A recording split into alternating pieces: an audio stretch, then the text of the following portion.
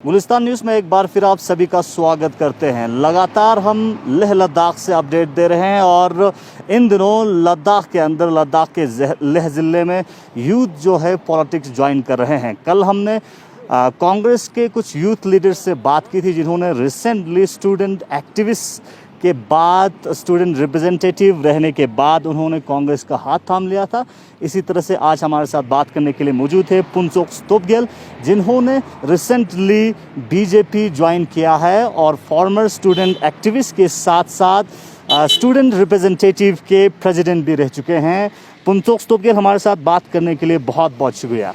सबसे पहले मैं आपसे ये जानना चाहूँगा, अभी रिसेंटली आपने एक ऐसी पार्टी ज्वाइन किया है जो इस वक्त लद्दाख के लेह ज़िले में भी गवर्नमेंट में है और साथ ही साथ यूनियन सेंटर में भी गवर्नमेंट में है। लेकिन दूसरी जानिब जब हमने कल कांग्रेस के कुछ यूथ लीडर्स से बात की, वो लोग भी स्टूडेंट रिप्रेजेंटेटिव रह चुके हैं, उनसे जब हमने बात की तो उनका कहना था कि स्टूडेंट्स के बहुत सारे इश्यूज़ हैं, लेकिन जो रिसेंट गवर्नमेंट है वो स्टूडेंट्स के इश्यूज़ को एड्रेस करने में नाकाम हुआ है।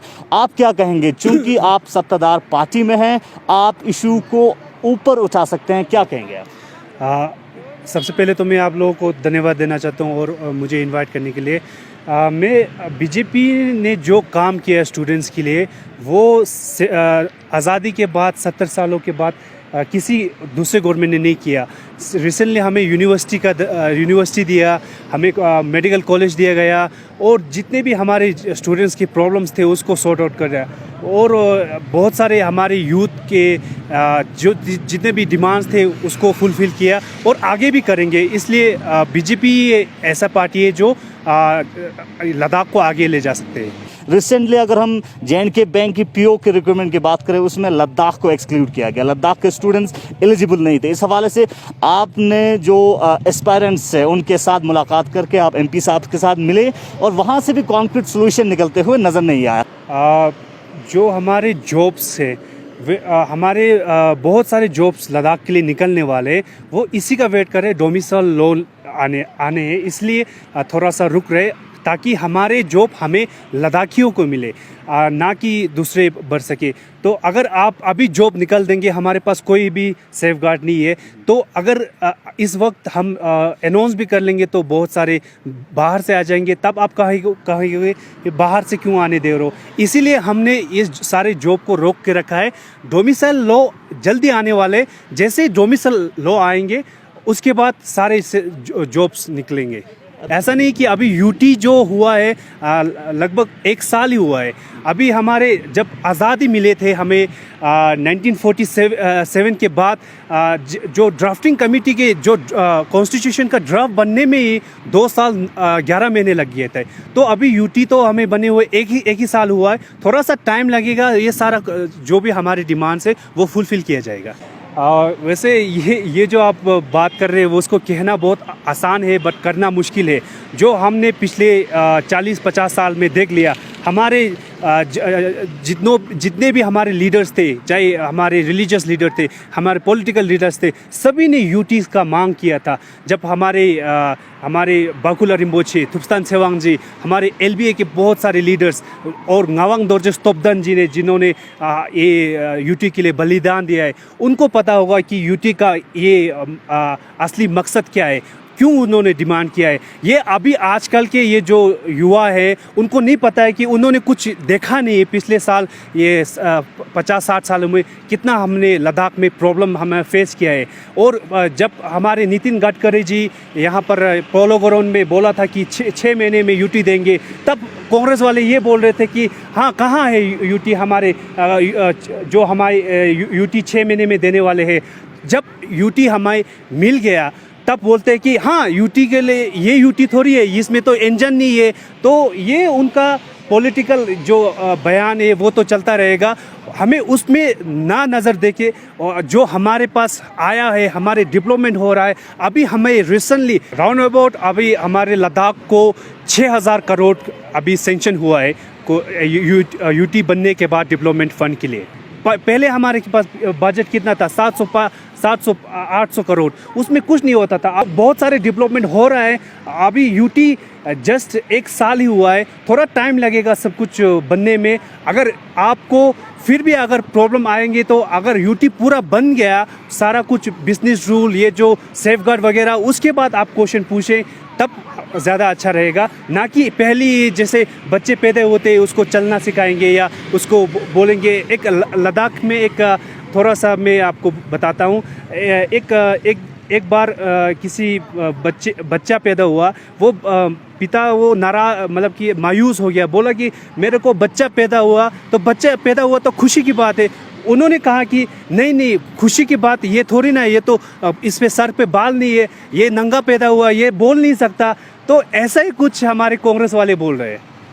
रिसेंटली बहुत सारे इश्यूज़ को लेके आपने लद्दाख के अंदर लद्दाख ऑटोनोमस डेवलपमेंट काउंसिल के चेयरमैन गेलपी वंगेल से भी आपने मुलाकात की है, लेफ्टिनेंट गवर्नर से भी आपने मुलाकात की है। कौन कौन से इंपॉर्टेंट इश्यूज़ थे, यूथ से रिलेटेड, अनएम्प्लॉयड यूथ से रिलेटेड, स्टूडेंट से रिलेटेड, जो आपने गवर्नर साहब के सामने रखा, LHDC लेह के चेयरमैन के सामने रखा, और उनकी तरफ से किस तरह की यकीन दहानी?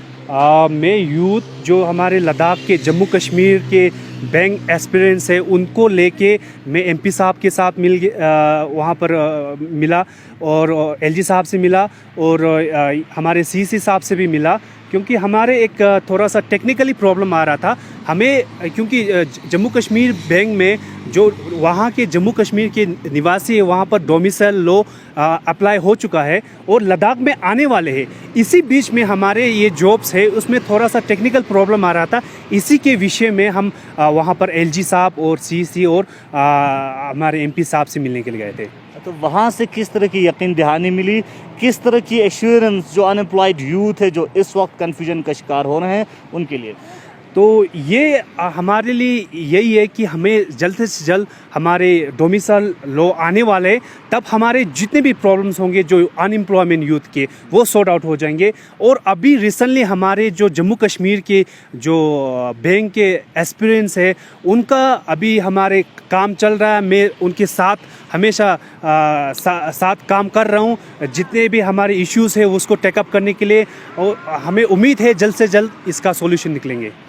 और साथ ही साथ आप स्टूडेंट एक्टिविस्ट भी रह चुके हैं, स्टूडेंट रिप्रेजेंटेटिव भी रह चुके हैं। अगर हम लद्दाख के लिए यूनिवर्सिटी की बात करें, इस हवाले से भी आपने बहुत बड़ा मूवमेंट शुरू किया था, और इसके बाद से लद्दाख को क्लस्टर यूनिवर्सिटी ग्रांट हुआ जनरली, जो नेशनल लेवल पे मूवमेंट चलने के बाद।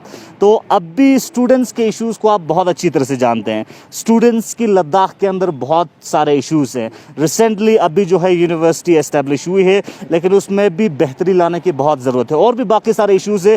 और साथ ही साथ इस वक्त अनएम्प्लॉयड यूथ्स की भी बहुत सारी परेशानियां हैं। इन सारी चीज़ों को मद्देनज़र रखते हुए, चूँकि बीजेपी इस वक्त सत्ता में लद्दाख के लेह ज़िले में भी है और यूनियन सेंटर में भी है, तो इश्यूज़ को बहुत अच्छे तरीके से एड्रेस कर सकते हैं। इसलिए आपकी तरफ से किस तरह की कोशिशें रहेगी, और आप आने वाले वक्त में किस तरह की स्ट्रेटजीज़ के साथ, रणनीति के साथ आगे बढ़ रहे हैं स्टूडेंट्स के इश्यूज़ के लिए?